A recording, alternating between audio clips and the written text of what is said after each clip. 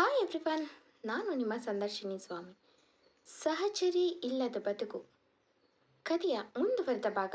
ಅದಕ್ಕೂ ಮೊದಲು ನನ್ನ ಕಥೆಗಳು ನಿಮಗೆ ಇಷ್ಟವಾಗಿದ್ದರೆ ತಪ್ಪದೆ ಕಮೆಂಟ್ ಮಾಡಿ, ಲೈಕ್ ಮಾಡಿ, ಶೇರ್ ಮಾಡಿ.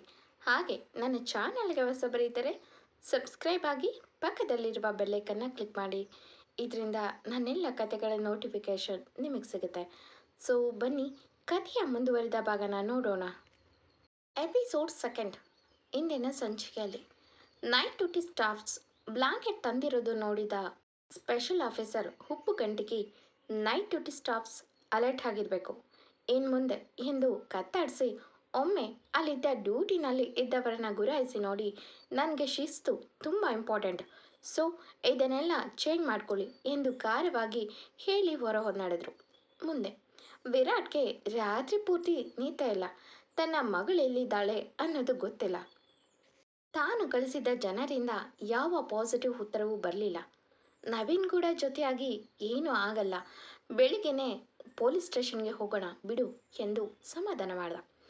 ಬೆಳಿಗ್ಗೆ ಆಗುವುದನ್ನೇ ಕಾಯ್ತಿದ್ದ ವಿರಾಟ್ ಬೇಗ ಎದ್ದವನೇ ಮಾಮೂಲಿ ಆ ಹುಡುಗಿ ವಾಕ್ ಮಾಡುವ ಜಾಗ, ಅಂಗಡಿಗಳಿಗೆ ಹೋಗಿ ವಿಚಾರಿಸ್ದ. ಸುತ್ತಿ ಸುತ್ತಿ ಸಾಕಾಗಿ ಕೊನೆಗೆ ನವೀನ್ ಕಾಲ್ ಮಾಡಿ ಪೊಲೀಸ್ ಸ್ಟೇಷನ್ ಬಳಿ ಬಾರೋ ಎಂದ. ವಿರಾಟ್ ಓಕೆ ಎಂದವನು ತನ್ನ ಕಾರ್ನ ಪೊಲೀಸ್ ಸ್ಟೇಷನ್ ಕಡೆ ತಿರುಗಿಸ್ದ. ಅಲ್ಲಿ ನವೀನ್ ಕಾದು ಇಬ್ಬರು ಹೊರಗೋಗ್ತಾರೆ. ಪೊಲೀಸ್ ಇನ್ಸ್ಪೆಕ್ಟರ್ ಈಶ್ವರ್ ಅವರು ಮುಂದೆ ಕೂತು, ಸರ್ ನಿನ್ನೆ ಕಂಪ್ಲೇಂಟ್ ಕೊಟ್ಟಿದ್ವಿ, ಎಲ್ಲಿಗೆ ಬಂತು? ನಮ್ಮ ಮಗು ಎಲ್ಲಿದ್ದಾಳೆ ಅನ್ನೋದು ಏನಾದರೂ ಸುಳಿವು ಸಿಗ್ತಾ ಎಂದ ಒಂದೇ ಉಸಿರಿನಲ್ಲಿ. ಈಶ್ವರ್ ಇಲ್ಲ ಕಣ್ರಿ ಎಂದ. ಅವರ ಕಡೆನೂ ನೋಡಿದೆ. ವಿರಾಟ್ಗೆ ಕೋಪ ಬಂತು. ಏನು ಸರ್, ಒಂದು ಹೆಣ್ಮಗು ಕಳೆದೋಗಿದೆ, ಕಂಪ್ಲೇಂಟ್ ಕೊಟ್ಟು 18 ಅವರ್ಸ್ ಕಳೆದಿದೆ, ಬಟ್ ಒಂದು ಸುಳಿವು ಇಲ್ಲ ಅಂದರೆ ಏನ್ರಿ ಅರ್ಥ? ನೀವೇನು ಮಾಡ್ತಿದ್ದೀರಾ? ನಿಮಗೆಲ್ಲ ಯಾಕೆ ಬೇಕು ಹೀಗಾಗಿ ಎಂದ ಜೋರಾಗಿ ಬೈತಾನೆ. ಅವನ ಪಕ್ಕದಲ್ಲಿದ್ದ ನವೀನ್ ಕಾಮ್ ಡೌನ್ ಎಂದರು. ಕೋಪ ಕಂಟ್ರೋಲ್ಗೆ ತಗೊಳ್ಳದ ವಿರಾಟ್, ಸುಮ್ಮನಿರ ನವೀನ್, ಇವ್ರ ಮನೆ ಮಕ್ಕಳು ಹೀಗೆ ಮಿಸ್ ಆಗಿದ್ರೆ ಇಷ್ಟೇ ನೆಗ್ಲೆಕ್ಟ್ ಆಗಿ ಮಾತಾಡ್ತಿದ್ರಾ? ಈ ದೇಶದ ಕಥೆನೇ ಇಷ್ಟು, ಎಲ್ಲ ಮುಗಿದ ಮೇಲೆ ಪೊಲೀಸ್ನವರ ಎಂಟ್ರಿ ಅಂತ ಸುಮ್ಮನೆ ಜನ ಹೇಳಲ್ಲ, ತಪ್ಪು ಆಗುವ ಮುನ್ನ ತಡಿಬೇಕು ಎಂದವನ ಮಾತನ್ನು ತಡೆಯುವಂತೆ ವಾಪಸ್ ತಗೊಳ್ಳಿ ಮಿಸ್ಟರ್, ನಿಮ್ಮ ಮಾತು ಎನ್ನುವ ಧ್ವನಿ ಬಂತು ಅವರ ಹಿಂದಿನಿಂದ.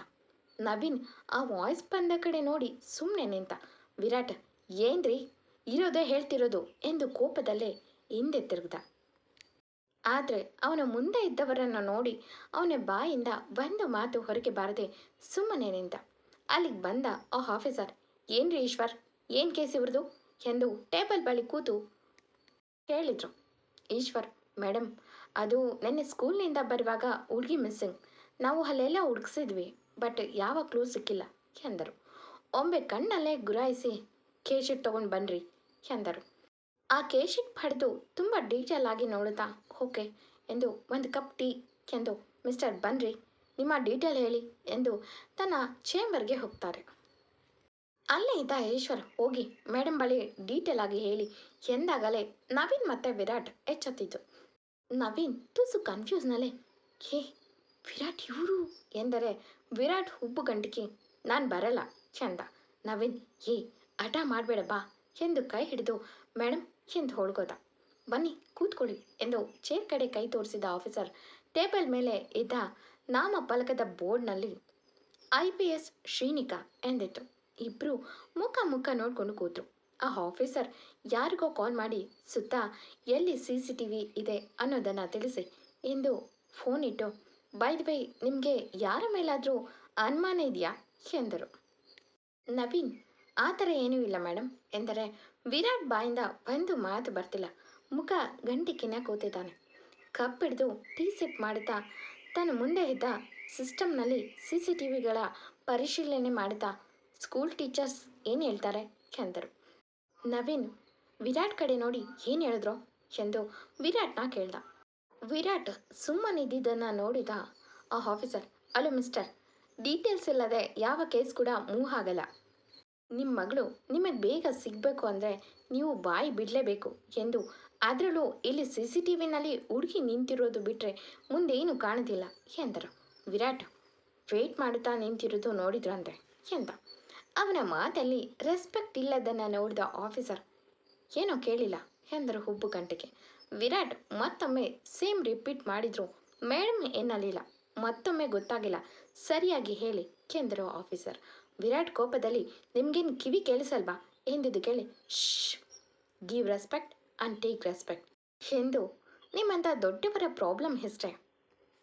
ಮರ್ಯಾದೆ ತಗೊಳ್ಳೋದು ಗೊತ್ತೇ ವಿನಃ ಕೊಟ್ಟು ಅಭ್ಯಾಸ ಇಲ್ಲ ಅನಿಸುತ್ತೆ ಎಂದಾಗ ವಿರಾಟ್ ಮುಖ ಗಂಟೆಗೆ ಅಲ್ಲಿದ್ದ ಟೀಚರ್ಸ್ ವೆಯ್ಟ್ ಮಾಡ್ತಿರೋದು ಮಾತ್ರ ನೋಡಿದ್ರಂತೆ ಮೇಡಮ್ ಎಂದ. ಆ ಆಫೀಸರ್ ಕೀಪ್ ಇಟ್ ಅಪ್ ಎಂದು ನಕ್ಕು ಓಕೆ ಎಂದು ಈಶ್ವರ್ ಸ್ಕೂಲ್ ಹತ್ರ ಹೋಗೋಣ ಗಾಡಿ ತೆಗಿರಿ ಎಂದು ಹೊರಗೆ ಬಂದರು. ಅಲ್ಲಿ ಒಂದು ಹುಡುಗಿ ನಿಂತಿರೋದು ನೋಡಿ ರೀ ಈಶ್ವರ್ ಏನ್ರಿ ಇದು ಕಾಲೇಜ್ ಹುಡುಗಿರ್ನೆಲ್ಲ ಸ್ಟೇಷನ್ನಲ್ಲಿ ಕರೆಸ್ತೀರಾ ಎಂದು ಬರಮ್ಮ ಎಂದು ಹತ್ರ ಕರೆದು ಏನು ಕೇಸ್ ಇದು ಎಂದರು. ಈಶ್ವರ್ ಮೇಡಮ್ ಈ ಹುಡುಗಿ ಬಾಯ್ ಫ್ರೆಂಡು ಮಿಸ್ಬಿಹೇವ್ ಮಾಡಿದ್ದಾನೆ ಎಂದು ಕಂಪ್ಲೇಂಟ್ ಮಾಡಿದ್ದಾರೆ ಎಂದರು. ಆ ಆಫೀಸರ್ ಹುಡುಗನನ್ನು ಕರೆಸಿದ್ದೀರಾ ಎಂದರು. ಈಶ್ವರ್ ಎಸ್ ಮೇಡಮ್ ಎಂದು ಆ ಹುಡುಗನನ್ನು ಬಾರೋ ಎಂದು ಎಳ್ಕೊಂಡು ಬಂದು ಆಫೀಸರ್ ಮುಂದೆ ನೆಲೆಸಿದ್ರು. ಆ ಆಫೀಸರ್ ಹೆಣ್ಮಕ್ಳ ಜೊತೆ ಮಿಸ್ಬಿಹೇವ್ ಮಾಡೋಕ್ಕೆ ನಾಚಿಕೆ ಆಗಲ್ವಾ ಎಂದರೆ ಅವನು ಉಡಾಫೆಯಲ್ಲಿ ಏನು ಮೇಡಮ್ ಏನೋ ಹಗ್ ಒಂದು ಕಿಸ್ ಮಾಡಿದ್ದಕ್ಕೆ ದೊಡ್ಡ ತಪ್ಪು ಎನ್ನುವಂತೆ ಇವಳೊಬ್ಳು ಕಂಪ್ಲೇಂಟ್ ಕೊಟ್ಟಿದ್ದಾಳೆ. ಅದಕ್ಕೆ ನೀವು ವಿಚಾರಣೆ ಮಾಡ್ತಿದ್ದೀರಾ ಎಂದ. ಅವನ ಕೆನ್ನೆಗೆ ರಪ್ಪೆಂದು ಬಾರಿಸಿ ಮೈಂಡ್ ಯುವರ್ ಟಂಗ್ ನಾಲ್ಗೆಗೆ ಮೂಳೆ ಇಲ್ಲ ಅಂತ ಅರಿಬಿಟ್ರೆ ಕಟ್ ಮಾಡ್ತೀನಿ ಎಂದು ಬೆರಳು ತೋರಿಸಿ ಹೆಣ್ಮಕ್ಳು ಮರ್ಯಾದೆ ನಿನಗೆ ತಮಾಷೆನಾ? ಆಫ್ಟರ್ ಆಲ್ ಒಂದು ಹಗ್ ಕಿಸ್ ಅನ್ನೋಕ್ಕೆ ನೀನಿರೋದು ಫಾರಿನಲ್ಲಿ ಅಲ್ಲ ಇಂಡಿಯಾದಲ್ಲಿ, ಅದರಲ್ಲೂ ನಮ್ಮ ಕರ್ನಾಟಕದಲ್ಲಿ. ಈಗಲೂ ನಮ್ಮ ದೇಶ ಭಾಷೆ ಹೆಣ್ಣುಮಕ್ಕಳನ್ನು ನೋಡಿದ್ರೆ ಗೌರವ ಕೊಡ್ತಾರೆ ಅಂದರೆ ಅದಕ್ಕೆ ಕಾರಣ ನಮ್ಮ ಹೆಣ್ಣು ಮಕ್ಕಳ ನಡೆ ನುಡಿ ಸಂಸ್ಕಾರ ಸಂಸ್ಕೃತಿಯ ಕಾರಣ. ನಿಂತರ ನಾಯಿ ಥರ ಸಿಕ್ಕ ಕಡೆ ಹುಡುಗಿರ ಜೊತೆ ಮಿಸ್ಬಿಹೇವ್ ಮಾಡಿದ್ರೆ ಅದಕ್ಕೆ ಏನಂತಾರೆ ಗೊತ್ತಾ ಎಂದು ಕೋಪದಲ್ಲಿ ಏನಮ್ಮ ಶಿವನೇ ನಿನಗೆ ಬಾಯ್ ಫ್ರೆಂಡಾ ಎಂದು ಕೋಪದಲ್ಲಿ ಓದುವ ವಯಸ್ಸಲ್ಲಿ ಓದಿ ನಿಮ್ಮ ಕಾಲ ಮೇಲೆ ನೀವು ನಿಂತರೆ ಇಂಥ ನಾಯಿಗಳನ್ನು ಒದಿವ ಗಂಡು ಸಿಗ್ತಾನೆ ಎಂದು ಹೋಗು ಎಂದವರಿಂದ ದೂರ ಇರಿ ಎಂದು ಆ ಹುಡುಗಿನ ಕಳಿಸಿ ಆ ಹುಡುಗನಿಗೆ ಒಂದು ಬಾರಿಸಿ ಹಗ್ ಕಿಸ್ ಅಂತೆ ಎಂದು ಬನ್ನಿ ಇಲ್ಲಿ ಎಂದು ಲೇಡಿ ಕಾನ್ಸ್ಟೇಬಲ್ ಕರೆಸಿ ನಿಮ್ಮ ಮನೇಲೂ ಹೆಣ್ಮಕ್ಳಿರ್ತಾರಲ್ಲ ಇದ್ದವ್ರಿಗೆ ಏನು ಟ್ರೀಟ್ಮೆಂಟ್ ಕೊಡಬೇಕೋ ಅದನ್ನು ಕೊಡಿ ಎಂದು ಕಾಲರ್ ಹಿಡಿದು ದೂಡಿ ಹೆಣ್ಮಕ್ಳನ್ನು ಯಾವನಂದ್ರೆ ಯಾವನ ಮುಟ್ಟೋಕೆ ಅವರೇನು ಪಬ್ಲಿಕ್ ಟಿಶ್ಯೂ ಅಲ್ಲ ಎಂದು ಒಮ್ಮೆ ಕಿರುಗಣ್ಣಲ್ಲೇ ಹಿಂದೆ ನೋಡಿದರು. ಅವರ ಹಿಂದಿದ್ದ ವಿರಾಟ್ ಕೆನೆಗೆ ಒಂದು ಬಿಟ್ಟಂತೆ ಆಗಿತ್ತು. ಅವನು ತಲೆ ಬಗ್ಗಿಸ್ದ. ಈಶ್ವರ್ ಗಾಡಿ ತೆಗಿರಿ ಎಂದು ತನ್ನ ಕನ್ನಡಕ ಹಾಕಿ ಹೊರನಡೆದ್ರೆ ನವೀನ್ ಮೇಡಮ್ ನಾವು ಬರ್ತೀವಿ ಎಂದ. ಆಫೀಸರ್ ಓಕೆ ಎಂದು ಕೂತ್ರೆ ವಿರಾಟ್ ನಾನು ನನ್ನ ಗಾಡಿನಲ್ಲಿ ಬರ್ತೀನಿ ಎಂದ ಮುಖ ಗಂಟಿಗೆ. ನವೀನ್ ಓಕೆ ಎಂದವನು ಅವನು ಮಾತ್ರ ಪೊಲೀಸ್ ಜೀಪ್ನಲ್ಲಿ ಬರ್ತಾನೆ. ಜೀಪ್ ಬಂದು ಸೀದಾ ಕೃತಿ ಸ್ಕೂಲ್ ಮುಂದೆ ನಿಂತಿತ್ತು. ಅಲ್ಲಿ ಒಳಗೋಗುವ ಮುನ್ನ ಸುತ್ತ ಒಮ್ಮೆ ನೋಡಿ ಒಳಗೋಗಿ ಸೀದಾ ಪ್ರಿನ್ಸಿಪಾಲ್ ರೂಮ್ಗೆ ಹೋಗ್ತಾರೆ ಆ ಆಫೀಸರ್. ಅವರು ಶಿವರನ್ನು ನೋಡಿ ಎದ್ದು ನಿಂತು ಮೇಡಮ್ ಎಂದರೆ ಸಿಟ್ ಎಂದು ಕೈ ತೋರಿಸಿ ತಾನು ಕೂತು ನಿಮಗೆ ವಿಷಯ ತಿಳಿದಿದೆ, ಕೃತಿ ಬಗ್ಗೆ ಸ್ವಲ್ಪ ಡೀಟೇಲ್ಸ್ ಬೇಕಿತ್ತು. ನನಗೆ ಹುಡುಗಿ ಸ್ಕೂಲ್ನಲ್ಲಿ ಏನಾದರೂ ಗಲಾಟೆ ಮಾಡಿಕೊಂಡಿಲ್ಲ ಅನ್ನೋದು ಗೊತ್ತಾಗಬೇಕು ಎಂದು ಅವರ ಕ್ಲಾಸ್ ಟೀಚರ್ ಕರೆಸಿ ಎಂದರು. ಅಲ್ಲಿಗೆ ಬಂದಿದ್ದ ಪ್ರತೀಕ್ಷಾ ಒಂದು ಸೆಕೆಂಡ್ ಹೋಗಲು ನುಂಗಿ ನಿಂತಳು. ಆಫೀಸರ್ ಎಸ್ ಹೇಳಿ ಇವ್ರೆ, ಕೃತಿ ಆ್ಯಟಿಟ್ಯೂಡ್ ಹೇಗೆ ಎಂದರು. ಪ್ರತೀಕ್ಷಾ ಕಣ್ಣು ಸೀದಾ ಹೋಗಿದ್ದ ಅವಳ ಮುಂದೆ ಕೂತಿದ್ದ ವಿರಾಟ್ ಮೇಲೆ. ಅವನ ಕಣ್ಣು ಹಿದ್ದಿದ್ದು ಮಾತ್ರ ಆಫೀಸರ್ ಮೇಲೆ. ಪ್ರತೀಕ್ಷಾಗೆ ಕೋಪ ಬಂದರೂ ತಡೆದು ಒಳ್ಳೆ ಹುಡುಗಿ ಯಾರ ಜೊತೆನೂ ಗಲಾಟೆ ಮಾಡ್ಕೊಳ್ತಿರ್ಲಿಲ್ಲ ಎಂದಳು. ಆಫೀಸರ್ ಇವ್ರು ಯಾರನ್ನು ಗಮನಿಸದೆ ತಮ್ಮ ಮುಂದೆ ಇದ್ದ CCTV ಫುಟೇಜ್ ನೋಡುತ್ತಾ ಎದ್ದು ನಿಂತು ಈಶ್ವರ್ ಬನ್ನಿ ಎಂದು ಥ್ಯಾಂಕ್ಸ್ ಎಂದವರೇ ಸೀದಾ ಅವ್ರಿಗೋಗಿ ಈಶ್ವರ್ ಅಲ್ಲಿ ನೋಡಿ ಆ ಮೆಡಿಕಲ್ನಲ್ಲಿ CCTV ಇದೆ ಬನ್ನಿ ಎಂದು ಅಲ್ಲಿಗೋಗಿ ತಮ್ಮ ಬಗ್ಗೆ ಹೇಳಿ ಅದರಲ್ಲಿ ಇದ್ದ CCTV ಫುಟೇಜ್ನ ನೋಡಿದರು. ಅಲ್ಲಿ ಹುಡುಗಿ ಜೊತೆ ಮಾತಾಡುವ ವ್ಯಕ್ತಿ ಮುಖ ಕಾಣಲಿಲ್ಲ. ಶಿಟ್ ಎಂದು ಫಾರ್ವರ್ಡ್ ಮಾಡಿದ್ರೆ ಅವರು ಎಳ್ಕೊಂಡು ಹೋಗಿದ್ದು ಮತ್ತು ವೆಹಿಕಲ್ ನಂಬರ್ ಕಂಡಿತು. ತಕ್ಷಣ ಆ ಗಾಡಿ ಹರಿದು ತಿಳ್ಕೊಳ್ಳಿ ಎಂದು ಮಿಸ್ಟರ್ ನಿಮ್ಮ ರೈವಲ್ಗಳ ಮೇಲೆ ಏನಾದರೂ ಡೌಟ್ ಅಥವಾ ಯಾವುದಾದ್ರೂ ಸಂಶಯ ಇದೆಯಾ ಎಂದರು. ವಿರಾಟ್ ಆ ಥರ ಯಾರೂ ಇಲ್ಲ ಎಂದ. ಅಷ್ಟೊತ್ತಿಗೆ ಮೇಡಮ್ ಇದು ಕಾರ್ಪೊರೇಟರ್ ಮನೆ ಕೆಲಸ ಮಾಡುವವನ ಗಾಡಿ ಎಂದರು. ಆಫೀಸರ್ ತಕ್ಷಣ ವಿರಾಟ್ ಕಡೆ ತಿರುಗಿ ನೀವು ಇತ್ತೀಚೆಗೆ ಯಾವಾಗಲಾದರೂ ಕಾರ್ಪೊರೇಟರ್ನ ಮೀಟ್ ಮಾಡಿದ್ರಾ ಎಂದರು. ವಿರಾಟ್ ಸ್ವಲ್ಪ ಯೋಚಿಸಿ ಎಸ್ 20 ಡೇಸ್ ಬ್ಯಾಕು ಏನೋ ಬಿಸ್ನೆಸ್ ವಿಷಯಕ್ಕೆ ಸ್ವಲ್ಪ ಇಬ್ಬರಿಗೂ ಮಾತಿನ ಚಕಮಕಿ ಆಗಿತ್ತು. ಅದಾದಮೇಲೆ ಅವರೇ ಬಂದು ಸಾರಿ ಕೇಳಿದ್ರು ಎಂದ.